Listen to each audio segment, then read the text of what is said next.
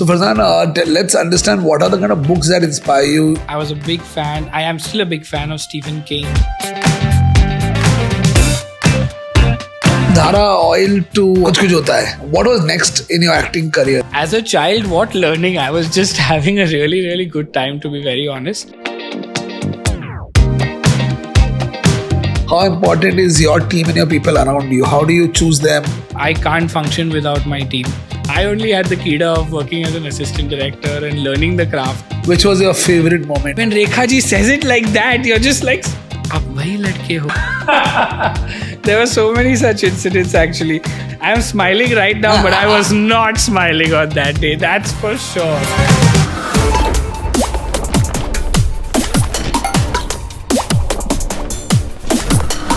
Hello everybody, my dear friends. If it's morning or it's evening, I hope you're having a great day. So yes, welcome to Level Up with Love. This is your host Luv Israni, welcoming you today to another episode. आज के podcast का जो title है, तुसी जा रहे हो, तुसी ना जाओ. ये phrase सुन के क्या याद आता है आपको? I yet remember that movie, that young boy as a Sardarji, the cutest boy ever, and I think everybody picked up that line. It's been decades that movie came. He is not only an actor, but a writer and a director. So yes, ladies and gentlemen, let's meet Parzaan Dastur, who's going to blow you apart with his incredible journey from the little boy to how he owns the camera, how he's making some amazing content today for all of you people. So are we ready to meet him? Let's get started. Abhi, what gets you to wake up every day from your bed? My joint pain. He's really gone through such hassles every day. Oh my god, I had tears in my eyes. First paycheck I got was 40,000 at the age of 14 and a half. साला शादी वाला photographer लग रहा हूँ मैं तुम्हें. I said यार I want to become a director. साला मेरा कोई पैसा तो नहीं काटेगा. How does one become a photographer if he's using compositing?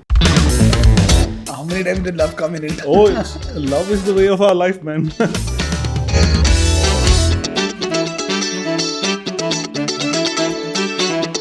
Listen, when did you pick up your camera for the first time? At the age of 11. An accident.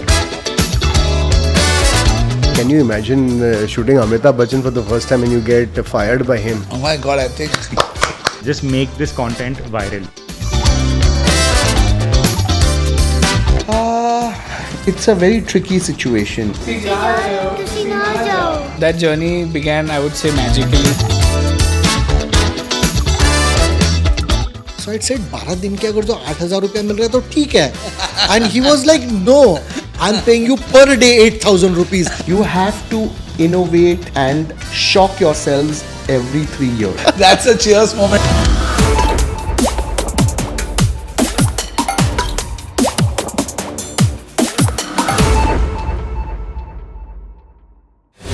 So Parzaan, welcome to Level Up with Love. It's a pleasure to have you here. It's a pleasure to be here. Thank you so much. So I think let's dive into our conversation, and all our viewers are very intrigued and interested to know that you're a man who's wearing so many hats. But let's start with what everybody knows you for as a child artist. How did the journey begin? That journey began, I would say, magically. There was some divine intervention that helped me for sure. And I'm very grateful for that. I was just part of my aunt's speech and drama classes, and probably she got a call saying that we want kids who can speak well. It was for a dubbing assignment. It was an ad where there were old people, but they had to talk like children. So she sent my name. She sent a few other kids as well. And the production house, that time, White Light Productions, very big production house in the advertising world. They noticed me and said, if we have any work for him, we'll call him, kind of a thing. And a few months or I think a year or so later, they called me for the Dhara ad, which was completely luck by chance. If you know the concept of the ad, actually a slightly older child would have made more sense, because a 4 or 5 year old ghar chhod ke jana is too young for that, actually, to be very honest. That's the filmmaker in talking. No, definitely. I think even as a concept, even when we saw it on TV, I think a 12, 13 year old was more what they had in mind. But they just called me on set because they were not happy with the way the performance was going. and they just called me saying, let's try him out karke. And I was really hungry, and they put a plate of jalebis in front of me. So I just went mad and I started having it, and all those expressions that they got were completely natural, and they were delighted by it. From what I heard much later, when we celebrated 20 years of the ad, they went back to the agency, discussed, okay, will this work, will this not work? And then they, used their conviction to just go ahead. And that's how my entire career started, with the Dhara Jalebi ad. It blew up in a way that nobody, I think, really expected. It ran for so many years on television. I think that's why it's so memorable, among so many other ads which are also memorable from the 90s.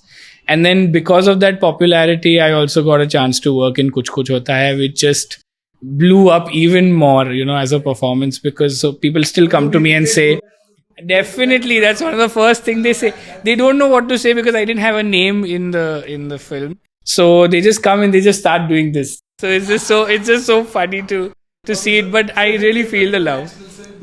Yeah, definitely. It happens to everyone, and they just people still tell me the role is so memorable. The line is so memorable, and they still use it on their friends and relatives, and also it's really fun to hear that. So, I know it's going to sound a little cliche if I say that, can you do that like correct? No, definitely. You're practicing now? Definitely, I've practiced for years, and it still doesn't sound as cute as when I said it back then, but Tussi जा रहे Tussi ना जाओ. Okay, no, I think what is it? It made sense with the. It definitely made sense. Clearly, Karan sir knew what he was doing over there. Sometimes the writer and the producer in me now thinks that if I wrote this film, would I write this character? So there's some genius in him that he knew that he needed this character to help Sana and her endeavors and just have a little, probably some comedy, some humor, and some heart into the whole sequence. So.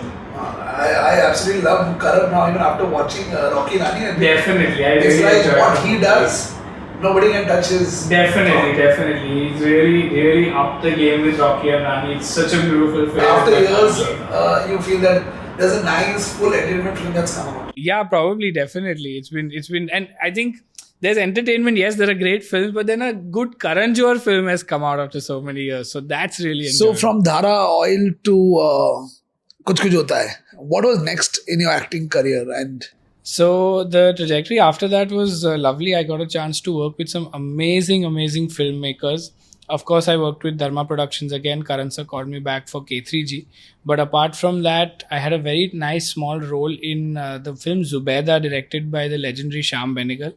I also did a movie called Parzaan, directed by Rahul Dholakia, which was about a very, very touching story about a boy who got lost in the Godhra riots. It was a Parsi family story.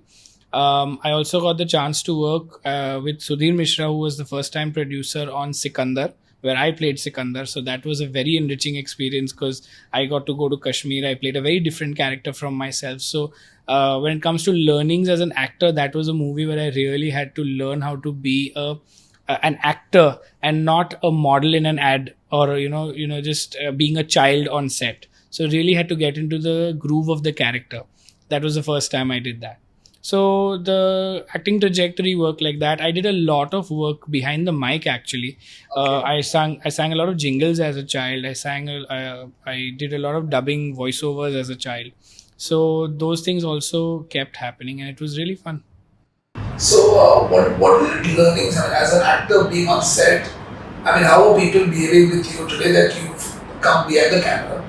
So, but before we start talking about behind the camera scene, let's understand what were your learnings as an actor, being on different sets, working with different filmmakers. As a child, what learning? I was just having a really, really good time, to be very honest. But as I started growing, I did more mature roles, as I said, in Parzania and Sikandar. I really understood what acting really was about. My parents had told me, it's not about this whole being very proud about what you do, show off this, that. It's not really about that. It's about being nice to everyone. So it was a very, very grounded approach. They always kept me like that. And that's what I try to keep taking forward as well. So I didn't know at the time that I was learning how filmmaking as a craft really is, what it really entails. I knew what a clap does, but now I really understand the value of what a clap used to do back then. We don't really use a clap anymore. But these kind of small learnings really helped me later. I think there were a lot of smart things people used to do on film sets yesterday. I mean, in those days, which people have forgotten now. But if I try to remember a few of those, I think they help me even today. So did you ever know as a child that you'd want to probably later on once you grow up, you'll want to be behind the camera? I didn't know that at all, actually. Even while I was in college, I thought I'll always be an actor. I did not know that jump would happen to such a degree where I would start my own company. I never even dreamed of that. It still seems a little surreal sometimes at how it has happened. I still get that tug of going in front of the camera. I love it. I really enjoy being in front of the camera. It takes me back to a time where things were really amazing. And we didn't know such things as fears, and we didn't know such things as anxiety. So it really takes me back to a lovely time. And I really enjoy being in front of the camera. So this switch, while it clearly was all my doing only, because I only had the kida of working as an assistant director and learning the craft, I thought it'll help me work as an actor. But today it is helping me work behind the camera. So behind the camera, the switch happened right after college, actually. I knew that I need to learn the craft a little better, and what better way than to work behind the camera, understand how big actors do it, how good actors really perform, understand what a director's vision is so that you can bring it to life in front of the camera. That was the thought behind it. I'll get to learn, I'll get to network a little bit. That was the thought behind it. So Karan sir was very, very graceful, and he took me on board as an assistant director on Student of the Year. I joined in the middle of the film. They had already shot a lot of it, but I got to learn so much in just a matter of a few months that I was on the film. Then I got a chance to work under Puneet Malhotra in Gori Tere Pyar Mein, worked on the entire film from start to finish. My real learning was post-production. So as a child, I had been on set a lot, so I still understood how a set was run roughly. But what happens in post-production? How does that footage that we shoot become the movie eventually? That was a real learning for me. So I really enjoyed my post-production stints in all these movies I did. I then went on to work under Abhishek Kapoor in Fitur, learned a very, very different style of filmmaking over there. And that's just what helps me today as well. Even today, I can help out on a set. I can manage a set because of all the learnings that I had on these movies. I worked as an assistant director on ads as well. So understood how things work differently in the ad world, things work differently in the film world. All of that has helped me today. Amazing. So with these movies, which one was your favorite? I think they each have such amazing parts. I think cohesively, I bonded the best with my group on Gori Tere Pyar Mein, because today I still am in touch with all of them, and one of them eventually turned out to become my business partner, and together we started what today is 10 Color Productions. So that's, I would say, probably a little closer to my heart than the others. Okay. But tell me the most challenging affair being an AD. Let's talk about your AD journey. Yeah. The most challenging position you were in, or like one incident you want to share from. I think all of them are iconic. No, exactly. All of them are iconic movies. But when your director put you on a spot and you were like, "Yeah, how do I do this?" There were so many such incidents, actually. There was a time on Fitur where I was in charge. As a third AD, I was in charge of art, I was in charge of animals, and I was in charge of vehicles. So art, animals and vehicles. Yeah. Okay. So that was the bifurcation. If there was any of these art, so there's always there on set. There's always a production designer and their team. But if there are any vehicles or animals on set, there were a lot of animals in the film. There was a dog, there were horses, this, that. So if that's happening, I'm in charge of managing that, along with, of course, the production team and all of that. Now we're shooting in Nishad Bagh. It is this huge garden. There are two horses. One is a main horse. One is a backup horse. As anyone who's been in a film knows, there are always backups to everything. And the main horse is not performing. You have to call for the backup horse. And now the backup, the person who's handling the horse, these are really, really simple people. They don't understand how quick we need to be on a set, how things have to turn around. So I'm getting shouted at on the walkie, "Where is the horse? Where is the backup horse?" And this guy is missing. He's gone somewhere. You know, things like toilets and all were far. If you wanted to have tea, coffee, you had to go a little far away. So maybe he stepped away to do that. And I am frantically searching for him. It was such a pressure situation. We were working in a way where it was a very cloudy day. So again, if anyone has worked, outdoors for a shoot, understands that if you get one shot in the sun, you need to shoot the entire scene in the sun. Otherwise, the lighting keeps jumping throughout the scene. So we had to keep waiting every time there was a cloud and every time the sun would come out, depending on how we were shooting that scene. So in the middle of all those pressures, in the middle of all that, this horse guy has vanished and I'm supposed to get this horse. It was just crazy. It was absolutely unbelievable. Sometimes there is nothing you can do except just take the shouting and just deal with it, because there really isn't anything. Everyone is under pressure. Everyone's trying to remove that pressure somewhere. And there's really not much you can do as a junior AD beyond a point. So, what happened? When did you finally find him? After how? No, so I found him after some time, tried to pull that horse somewhere. It's so funny. We actually had fake snow on the ground because it was supposed to be that kind of a scene. And the material they had got was extremely slippery. So you had to be so careful. You were around a horse. You had to make sure the horse doesn't slip. You had to make sure the people handling the horse doesn't slip. It was just a traumatic. You can probably see the angst coming out right now. It was just such a traumatic time.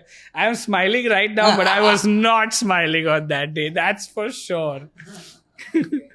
Okay. So, this was a challenging position. Let's talk about your favorite moment in which of the film was. Which was your favorite moment?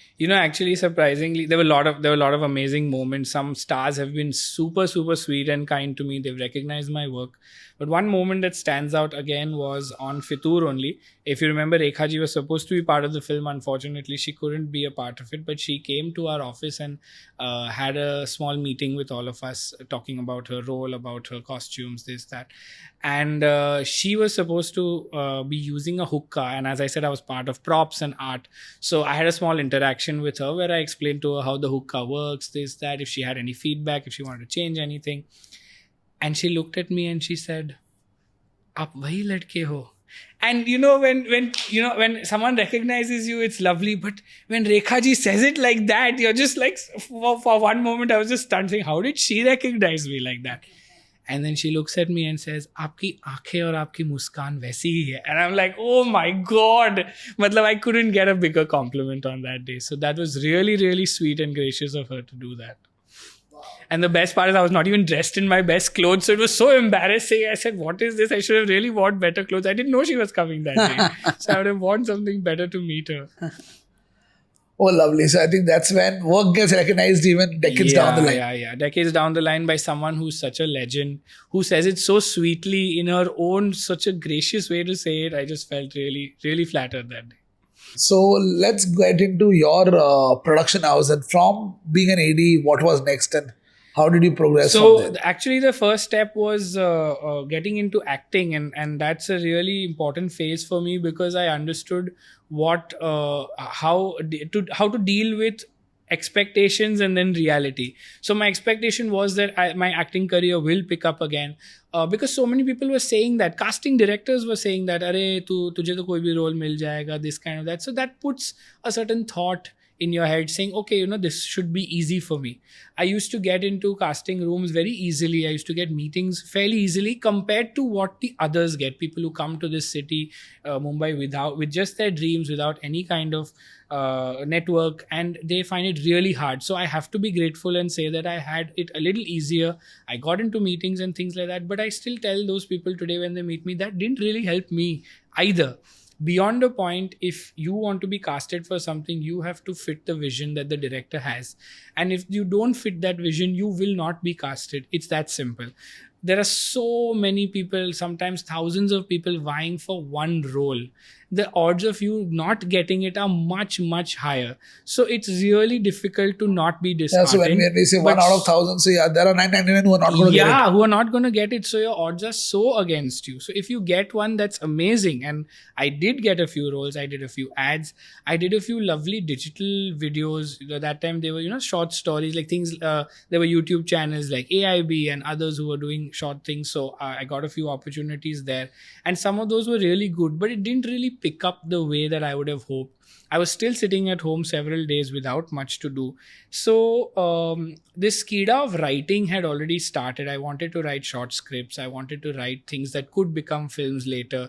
You know, I saw that was a phase where we saw a lot of senior actors turning behind the camera. Maybe they wrote something, directed something. So I thought, why not, just explore since I had some time. And that writing kida led to me writing a short film, which, as I said, you take feedback from the people you know. I handed it over to a few assistant directors that I knew from my Gori Tere Pyar Mein days and other days who I was close to. And one of them was Nitesh, who now is my business partner. And he said, this is great. And he was exploring, he was trying to be a director. I wanted to be an actor. I had written this short film keeping myself in mind as an actor. So he said, let's make this. Let's put in our resources, put in our effort, and make this on our own. It was so risky. It felt so bold at the time, saying, what are we doing? Like, I've never worked behind the camera from a production standpoint. It was only as an assistant director. As an assistant director, your responsibility is very limited. There's not much that is at stake for you. You just have to work hard, finish the shoot in a certain time and give the product. But this is very different. This is your whole and soul, your heart put into everything. So we did it. It was a daunting experience, but it happened. I must say, to be very honest, my acting was not the best in my own short film because I think I was so focused on other things, I couldn't give my acting performance my best. But it's still, it was still great. Madhu ma'am came on board. Madhu, from famously known for Roja. She read the script and graciously said, you know what, I'll do it because it's a lovely script. She played my mother. It was just a lovely story about mother and son, about being a single mother in such a city, in such a scenario. And we've somehow found a release for it on YouTube, and people really resonated with it. It's doing fairly well on YouTube even today. Even today, there are such heartwarming comments on it. People who probably have seen their mother struggle as a single mother.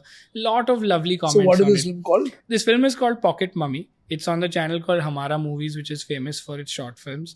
And it's just a sweet story about a son who was played by me growing up, getting his first job, and the mother deciding that, hey, since now you have a job, I'm not going to give you pocket money. Your father didn't teach me how to handle finances and then he left unexpectedly. So I didn't know how to manage things, but I don't want to do the same to you. That was just the crux of what the story was. It was just that much. It came from a thought where even today there are so many couples where sometimes the woman does not know how to handle things like finances. It's still a lot. Things have changed a lot in the last 6 years, I have to admit, but there are still some old traditional houses like that. I'm wondering how those men have never thought that if something were to happen to me, are you so full of yourself that you think nothing might happen to you? If something were to happen to me, wouldn't it be unfair to leave your loving wife with all this money but not knowing how to deal with it? So it came from that. It came from that little thought, and it expanded into this short film, which I'm so glad still resonates with people. That project got us in touch with some people who helped us release this. They said, hey, we have another client who would like to make a video. Will you make it? So we said, okay, let's do this second project. Okay, let's do this third project. Okay, let's do this fourth project. And that's really how it started. So that led to you guys becoming a production. Yeah, that led to us becoming producers. We said, this thing is really picking up. So let's try. When I say picking up, of course, it was not like this graph going up where within a few weeks we had lakhs and lakhs of offers. That's not really how it is. But there was just this natural ball rolling.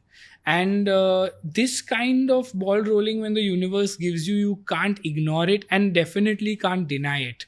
So there's something organic about it which made me say like, nahi, isko na to nahi bol sakte. There were many times I thought, no, this is not the direction I want to go.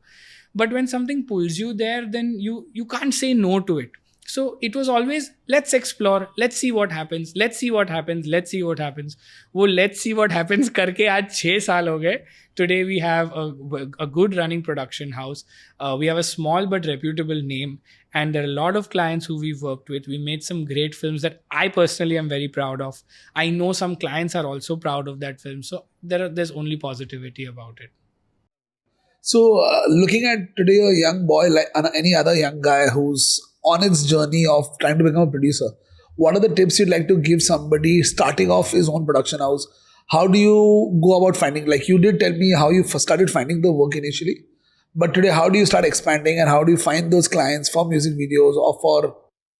So something that has definitely helped us is personal networking. My personal network, my business partners network, because we worked in so many ads, films across the years as assistant directors. Today, those fellow assistant directors have come to a position of some kind of responsibility wherever they are working, and they have the power to hire us, saying, this is a good production house. So that has definitely helped us. Number one, we've reached out to people on social media. We use traditional marketing methods where we reach out to people, we speak to them, we give our show reel. We've done meetings with a lot of people. To someone who's just starting out, I would say don't be hopeful to get work from every person you meet. It's like casting, it's like auditions. You give 100, you'll get shortlisted for 20, you'll probably finally get chosen in 5. It's the same way with business meetings. You'll go to 100 meetings. You'll probably get a call back for 20. You'll finally work with 5. It's literally like that. So law of averages. Law of averages, it really is. And there is so much competition, whether you look at actors and whether you look at production houses today as well, especially in Mumbai. There is so much competition. Lot of young production houses have sprung up. Each one has their own strength. Each one has their own shortcomings. So we try to build on our shortcomings, of course, but we're competing with a lot of people as well. So it's not easy to get it, because for the same job, sometimes 3-4 production houses are competing. Sometimes it just comes down to costs. Sometimes it comes down to proficiency in what we do. Sometimes it comes down to real, saying we have experience in this product, so we know we'll give you a good film. So every client is a different, I won't even say page, I'll say every client is a different book. The faster you read it, the better you are equipped to deal with that client and win the job. I think very honestly, you've been so candid about it. Absolutely. There's nothing to hide. And that's how traditionally businesses have been running. Marketing tools have changed, but at the end of it, it is a human to human connection. So I find challenges in that, because there used to be a time where I used to think I won't make work friends because I have my personal friends. But that has worked against me, because sometimes I feel you really need to form a human connection with people at work as well to be able to not only get work, but do good work, because you connect with them much better. So while we talk about people, let's talk about the team. Today, for 6 years, you've been running a successful production house. How important is your team and your people around you? How do you choose them? I can't function without my team. My team is comprised of a few people who've been with us for many, many years. The rapport with them is just unbelievable. I'm so grateful for that. And without them, without that support system, things would not run. Sometimes I know I can just blindly trust them with something when I have fires to deal with, and they always deliver. The other half of my team is absolutely new. I probably have just worked with them for a few months. So they are still learning. They are still getting into the groove of the way things are run here. So there's this right balance between new ideas and old techniques that we know work for us always. But we need to keep changing with the times and keep this fresh idea input coming in all the time.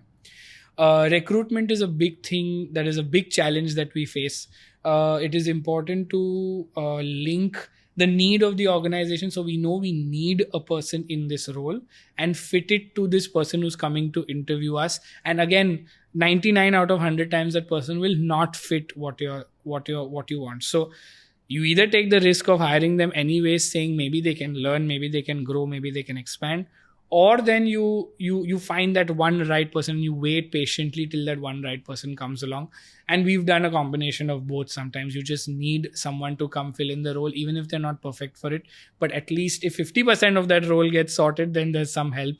And sometimes so you just what is have your to team wait. of? I mean, how are these people in your team, and what are the roles they play? We have a team of, from the creative side, we have writers and we have editors and we have cinematographers who shoot some of our small videos as well. We've also shot major ads and all, and we've groomed them to kind of grow and shoot big films as well. And the other side is a production side, which is a more logistics side. So we have 2-3 production people, accountant, this, that. So that kind of comprises. On need basis, we hire things like a website developer, because having a website is so important.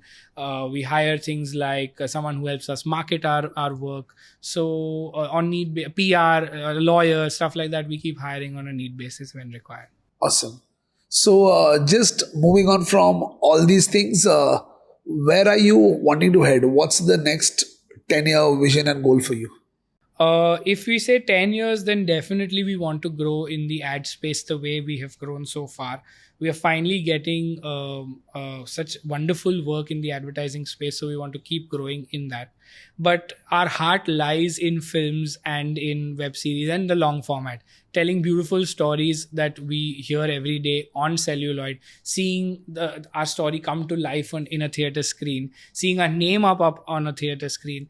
That's the real dream. So if you say 10 years, then that's the plan for sure. Having a good bank of films or web series that we're proud of.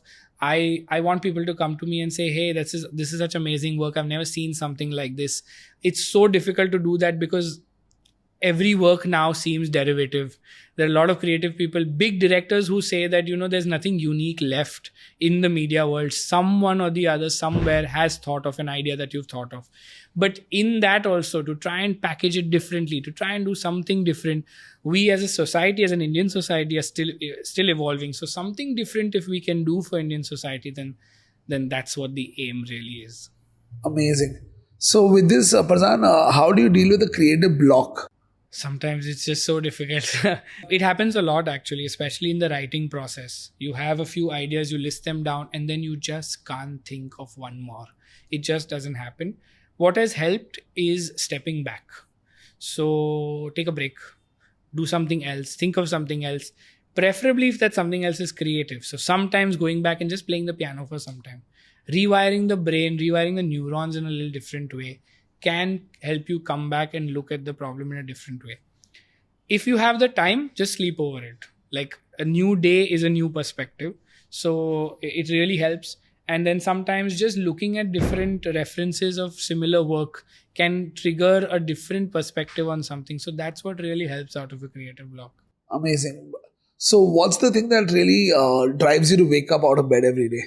I think for me, it's seeing an idea that started here, came to a paper, loved by a lot of people, so it kind of ended up in their heads as well. And then to finally see that product on a screen, which is then loved by an audience. I think that idea to screen journey, that's what I really enjoy.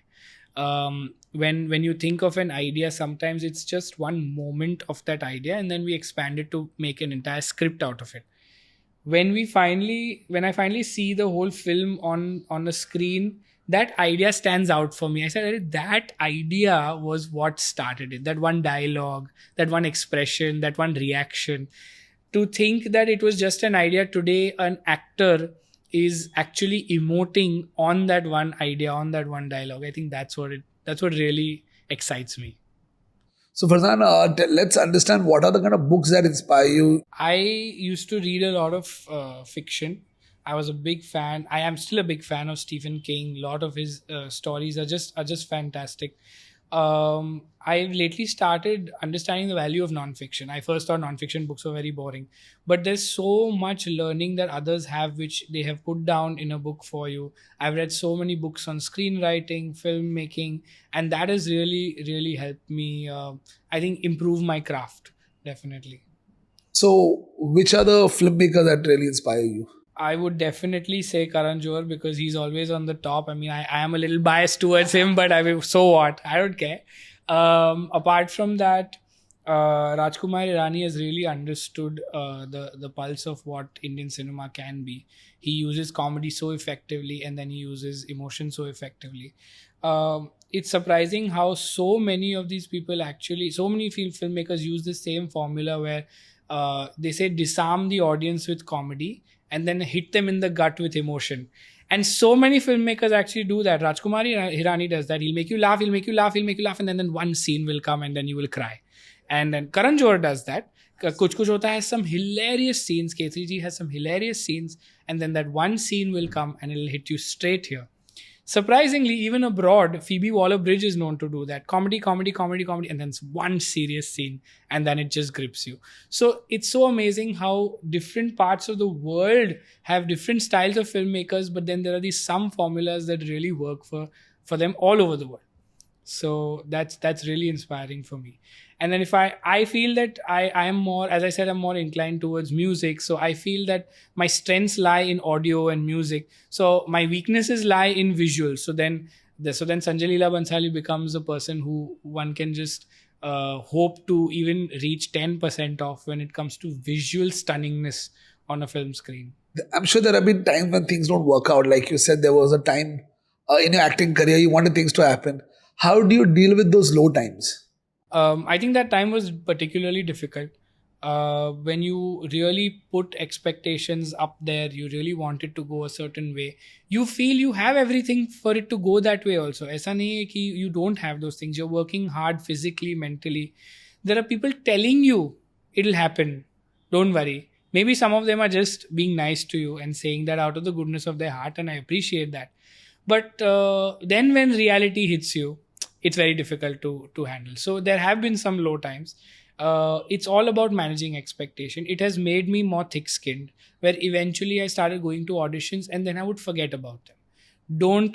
I would not call them back. I would not ask. If they want you, you've given your audition, they will call you back. If they don't want you, what's the point of asking and calling? You will anyways hear a no. Usse acha bhool jao. So I used to forget. I let my memory become weak and forget about them. Focus on something else.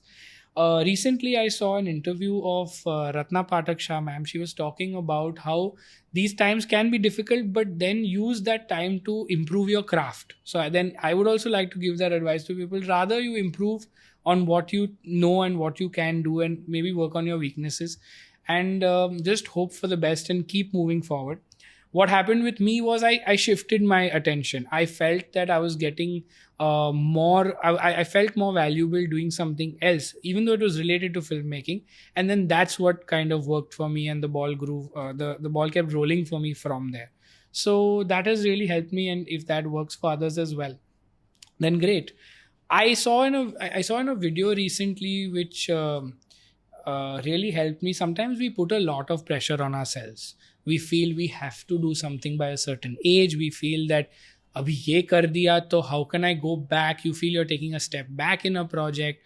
Not every day you get big budget projects. Sometimes you have to go back and do the small budget stuff as well. It's all part and parcel of business. At the end of the day, business is business. You do whatever projects come.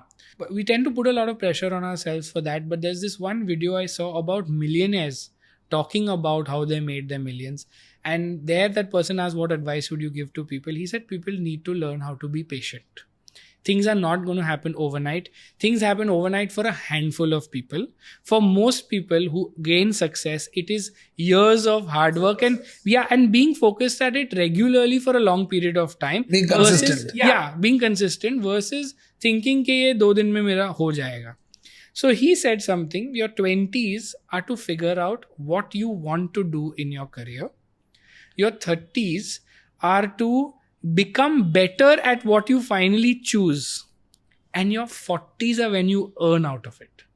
That ideology really calms you down. Saying, hai time.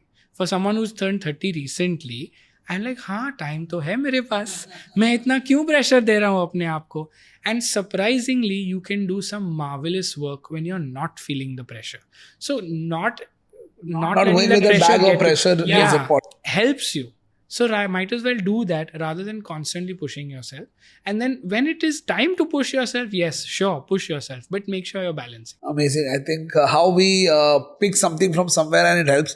And I'm sure for our audience today, even they're taking back that, okay, what he heard, which is calmed you down. I really hope so, because it's so important. Sometimes we get so agitated by our goals that we've only set for ourselves, our goals that unfortunately society has helped us put for ourselves, which are not always realistic. So let's calm down and let's do things right, and let's take that graph longer but better. But how important is it to set a goal yet? I mean, with this thought, you know what happens many times you start thinking, yaar, हम goal set करेंगे, achieve होना नहीं है, I should not set. I'm not saying don't set goals. I'm saying set realistic goals. We tend to set unrealistic. By this time in the next 5 years, I have to do this. Why? Maybe do half of that. Set a goal. But it's okay to set a goal that doesn't seem crazy. There are a lot of people online saying if your dream doesn't scare you, it's not this thing. Fine, if that works for you, sure. But what if it doesn't work for you? What if it's adding so much Don't pressure? beat up yourself if What if it's adding so much pressure that it doesn't work for you? So take advice, but finally do what you think is working for you. Don't take all the advice that you receive. That's all I want to say. Amazing, Parzaan. I think this was wonderful having this candid conversation with you. Thank you so much. I really Looking forward enjoyed. to having some more conversation in the near future with you. Absolutely, and wish you all the best with the new ventures that you're starting. Thank you. And I hope you see all the success that you aim for. Absolutely lovely. Thank you so much. Thank you. See you soon. See you soon. So दोस्तों कैसा लगा आपको आज का episode? I enjoyed talking to Parzaan and getting to know the small nitty-gritties of how he's become so successful today, right? Wasn't it inspiring for you? So before I end today's episode and tell you अगले हफ्ते क्या आएगा, I can very easily say, oh please like, comment and subscribe, but नहीं, वो चीज़ मैं नहीं बोलूँगा. But I genuinely feel if you like today's episode and you think it made some shift in your life, please share it with somebody you think who may need it. So before I leave, I thought it's the right moment to make a big announcement. Are you ready? I have something very, very exciting to tell you all. Yes, Capturing is back again with Capturing Awards. I and my entire team have been working towards building an award for all you creative artists who really want to outshine the rest. अगर आपको लगता है आप life में कुछ अच्छा कर रहे हो, डिफरेंट कर रहे हो, and you want to flaunt your work to the world, then yes, you must nominate yourself. Why don't you reach out to Capturing Awards? Yes, this trophy you see here, you could be holding it. Just like आज ये मेरे हाथों में है, कल ये आपके हाथों में हो सकती है. So this is season 2. It's going to be larger than what happened last year. You have details in the description. You can log on to Capturing website. Find out about all the categories. We got into any.